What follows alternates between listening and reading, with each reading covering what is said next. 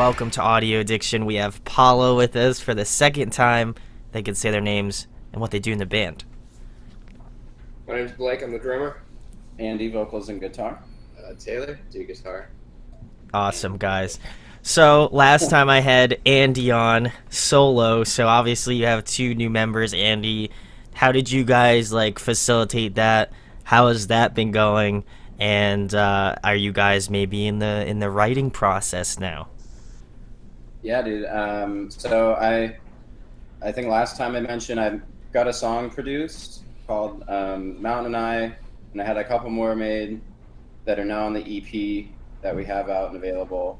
And from there I was like, I need to find people to play this shit with. And so very fortunately I found Taylor on Craigslist. And we met up at a bar, and I'm here, and I did not get murdered. My body's not decaying with this. And then Taylor and I we made the full EP, and released that in March of last year. And soon after that, we're like, all right, we need to start playing shows, and we needed the heartbeat in the band.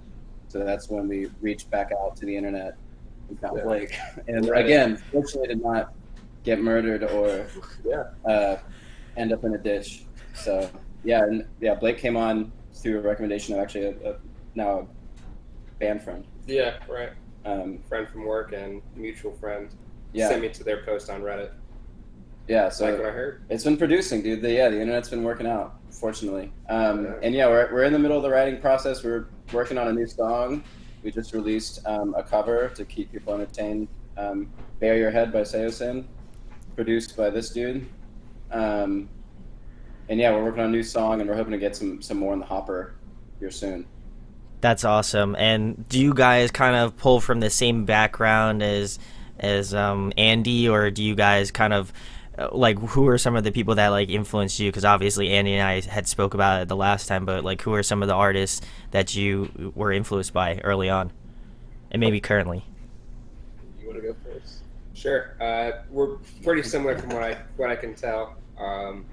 But I would say my biggest influences would be outside of the communal would be Mastodon, 311, and actually the drummer from Red Hot Chili Peppers. I really like his work. Okay. I pull a lot from I was super into pop punk, and then got into the whole metal and gent stuff and Coast Hardcore, the typical 2008 progression. Kind of did that, and then just got into recording, and I think that's why we went back to Bury Your Head, was just we both love Seosin. Yeah, pivotal song in our teen years. Yeah. I would definitely say the same. So when I saw that come up, I don't even remember what song we had suggested the last time, but I was super stoked because I'm a huge Seosin fan, more specifically that Cove era. So I was I'm curious how Andy's gonna and just the rest of the band's gonna put a spin on such a, I guess, nostalgic track for me. So I feel like you guys did a really good justice to it, So definitely cool to hear that.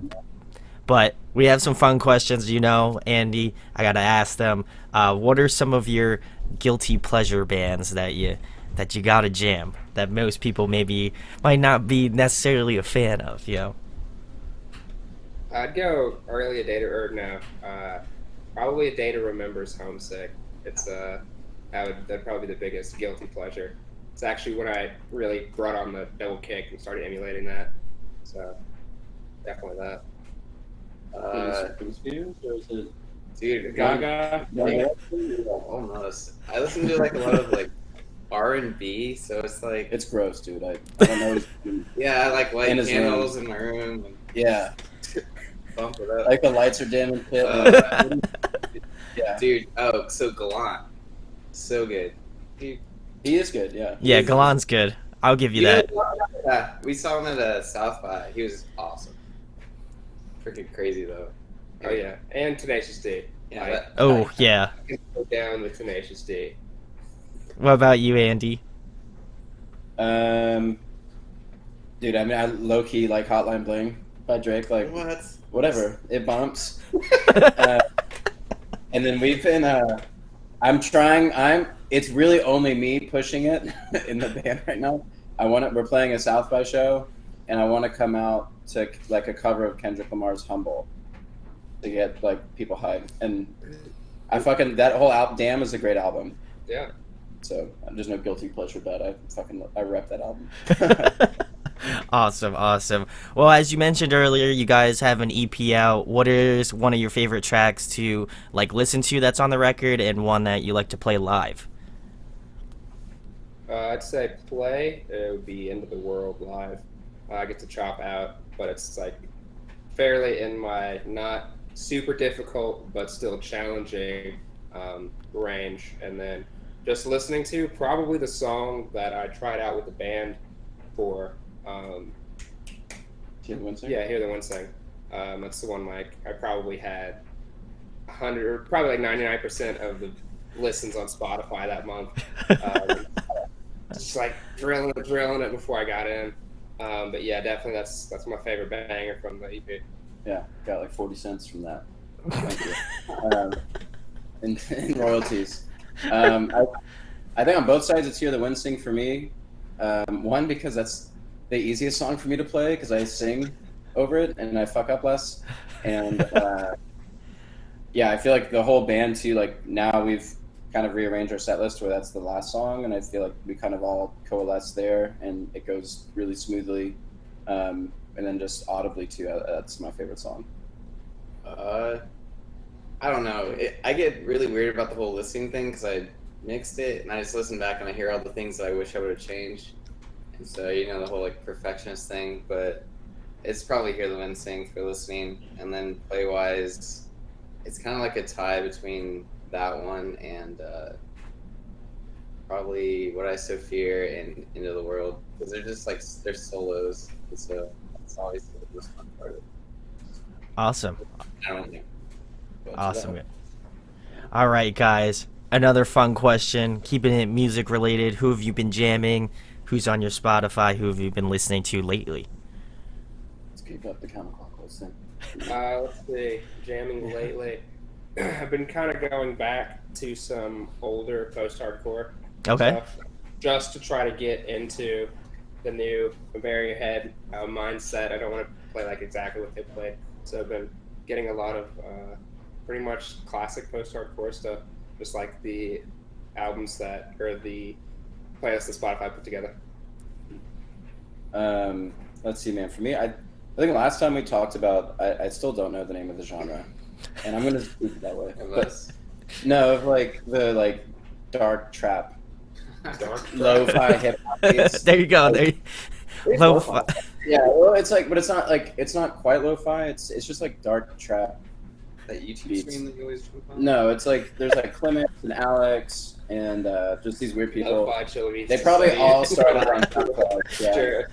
But I found like I opened up like my center console in my car because I never use it. And I'm like, oh shit, there's like my Every Time I Die Low Tunes album was in there, and I threw that in, dude. And I'm like, fuck, this thrashes, man. That is a great album. So I've been pumping that as of late.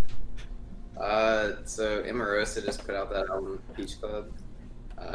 I really like it. I'm sure a lot of people don't. Yeah. And also, I think Yes, that's consensus. whatever. Anyway, I like it. And then Makari, I'm not sure how you Yeah, say it. Makari. You're right. Yep. They're with I'm forgetting his name, but their new singer is legit. So I don't know. I thought he killed on the new album that he put out. He's actually in two bands. His name's, I know it too. It's actually Andy as well.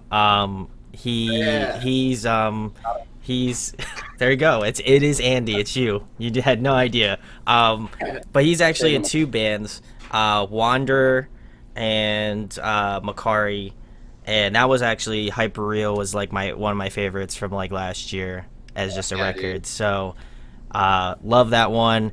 Emarosa, I think like as just being a fan of like older Emarosa, I feel like I gotta show respect to that like era of it. And then like I like Bradley a lot too, so I'm like, oh, I gotta love that too. But like at the same time, I kind of felt like they were gonna go in that pop direction anyway, because like he's a very like pop focused artist, you know. One of the guys I used to be in a band with was taking his name's Brendan. He's taking lessons with Bradley. Okay. So I think it was a couple years ago, right when they put out the The one with the fox on it. Is it Versus? Yes, Yeah. yeah, it's Versus, yeah. Yeah. Versus was good. But yeah. Versus. Yeah. Anyway, guys, next question. Speaking about just bands and stuff, if you guys could compile a musical supergroup, who would be in that band? Damn. We're starting over there, right? Yeah. Wait, do we all just get to throw one in? No, you make No, your you make own. your I'll own. make mine. God. That'd be Sucks. Fuck. All right. I gotta think. This is gonna take me a second, I guess. I'm ready. Gotta go. You go. You ready, Andy? Shoot. No, you go ahead. You're ready now. Another drummer would be definitely Max Roach, a drumming god, classic. Oh God. Trying to think of everyone else. I don't know. Megan I'm kind of Trainor. one trick pony, obviously. I know drummers. Let's get a percussion ensemble, right? That could be my super group. Get like just a bunch of timpani and marimba and shit. Yeah. It's like bossa nova. No one's gonna watch. With Megan Right. Trainor. I would watch it. And I would be like fucking head thrashing to all the symphonic shit. Yeah. Yeah, that's my percussion ensemble. Basically classic drummers that are probably dead. And Megan Trainor. And Megan Just in Trainor. case. Just in case you didn't know that. MC, right? Yeah. Good quality. Let's see. I've been really impressed with what I've heard so far from new O Sleeper, and I've always really loved the guitar work ever since Shane Blay came in. I think he's probably been in it forever. Yeah, Can't quite for a very who's long there time, I think. in the beginning, because they had the Armored March, which was their first EP. I don't remember if he was on it for that, but he's just fucking killer guitar. I love the riffs he writes. It'd be him. I really dig the vocals from Whitechapel. Okay, Phil Bozeman. Yeah, they're just like super angry and demonic. But then I would also throw in another vocalist. Ooh. Like, what's his nuts? JT Cavi from Texas in July. Ooh, okay. Backtrack the bass like we do. Naturally. Power move. And for drums, throw back to Daniel Davison from like early Norma Jean. Ooh, okay. Okay, I'm feeling this. So, boom. It'd be just brutal technical shit. Yeah. All right. Tay-Tay? Drums would be Luke Holland. Ooh, good move. Guitar would be. Yeah, I'm just gonna throw. Okay, Misha Mansour from Periphery. Okay. Then from Old Protest the Hero, I'd throw in Arif on bass. This is crazy. Yeah. And then for vocals, you'd do a dual vocal with like Tillian from Dance Kevin Dance, and then I had the other one. Elliot Coleman. Ooh, good tiger. Dude, have you heard the one he did with Zeliak? Is Zeliak right? Oh yeah, that's like too high level for post hardcore, because like I'll go back and listen to that EP every once in a while, and I'm like, man, that dude can hit some notes. So I would totally agree with that. He's underrated. I feel like not a lot of people talk about him, but he's such a phenomenal vocalist. So props. He's a goofy son of a bitch, though. If you watch his Instagram, Yeah. so It's like I'll see like somebody share like his Facebook posts, and I'm just like, and it's like, typically it's like these long, like just like paragraphs of like typing, and I'm like, by the end of it, I'm like crying because it's like so stupid. Like it's so, I don't know how the fuck he does it sometimes, but it's great. I love it. Shout out to Elliot Coleman. But anyway, next question, guys. If there was one song that you wish you wrote, what would it be? Bury Your Head is a good one. Because when we were like tracking it, I was like, fuck man, this is a great song. It is a banger. Yeah. why else would we cover it? Yeah, man, that only shit song. So that would be one. Sorry, I broke the chain. That's all good. Oh man.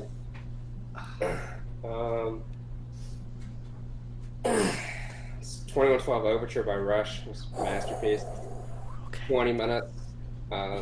It's a bit out of our genre. It's more classic rock.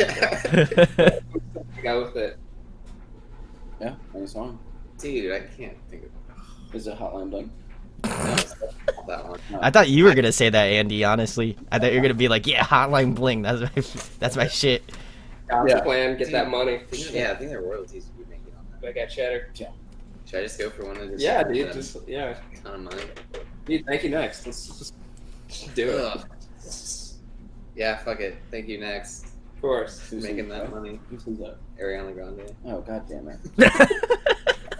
But I'm on Pete Davidson's side, so Okay. Is there- I'm just in it for the money.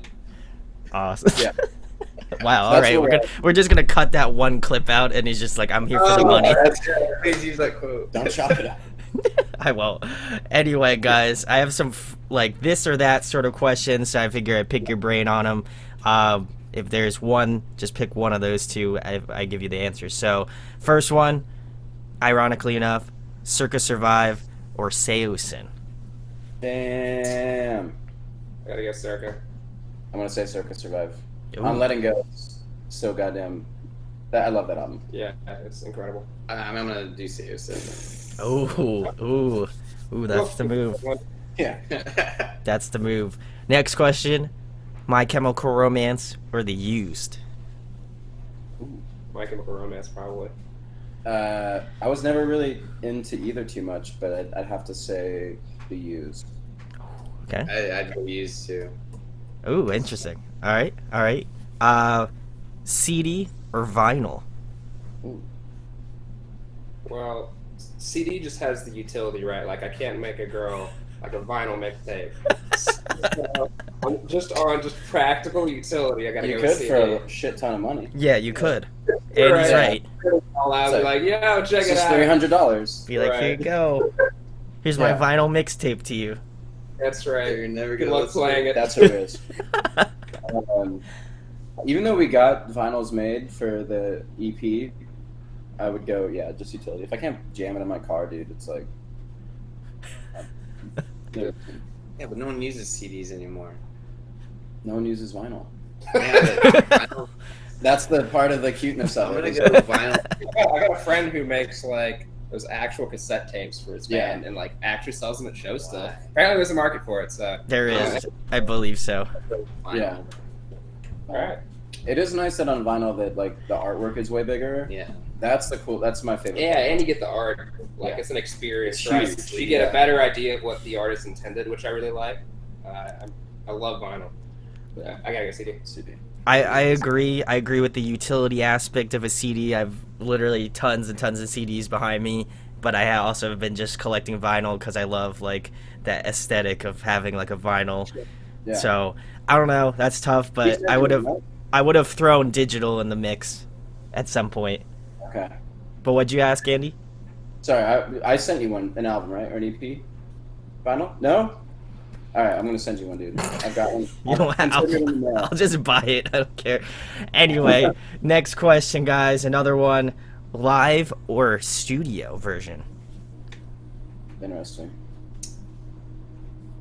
That one kind of depends. That's a cop-out answer.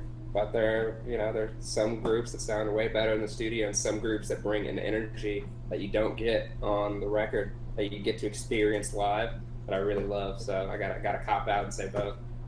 Oh, okay.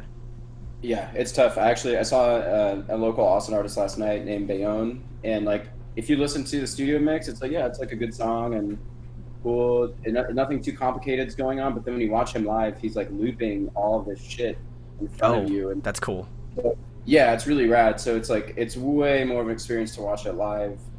But then like conversely, you hear some like awesome, well-produced tracks that just like hit really hard, and then live they may like just be a bit deflated, or whatever. It's day like 30 in their tour, and they're just like mailing it in. So I gotta cop on and say both too. Can't disagree with that one. Yeah. Like, just pick one. So There you go. Dude, I'm gonna go studio just because that's what I'm trying to do for a living, is like recording studio. And I still do live sound and stuff, but it's just a lot of fun to just like add a bunch of production to a track and just completely transform it into a finished product. I like that perspective. That's a good one. I dig that answer. Next one: stage presence or a good interactive crowd? They feed each other, but I think it starts with the stage presence. Yeah, I gotta go stage presence. We make it a point to be, you know, active and live on stage and show people we want to be there and have a good time. So I gotta go stage presence. Yeah, I mean, I'd rather see the band doing more stuff, like putting more energy into the show than just having an interactive crowd with a lame band. So. True. I dig that. And lastly, Thank guys, you. tell them about your band, Paula, where they can find you at, and anything coming up in the next couple months. Yeah, you can find us. We got a website, paula.band. Facebook and Instagram are Paula ATX. What's another one we have? SoundCloud is Paula ATX. Bandcamp. I mean, it's everywhere. We're global, dude. That's we're global, bro. We're global. We've got we got shows in Austin. We're hoping to branch out. So if anyone sees this and wants to throw us a show in like East Coast, yeah, we'll get it in. I want to buy that and get up there. But yeah, we just got new music, man. We're just hustling, grinding, and trying to have fun with it. Awesome. Well, go check out Paula. First of all, go check out that Seosin cover because it rocked. So you need to go do that first. So even if you don't finish this video, you need to go check that out and then come back and be like, wow, these guys are interesting. There you go. I got you. No problem. There you go.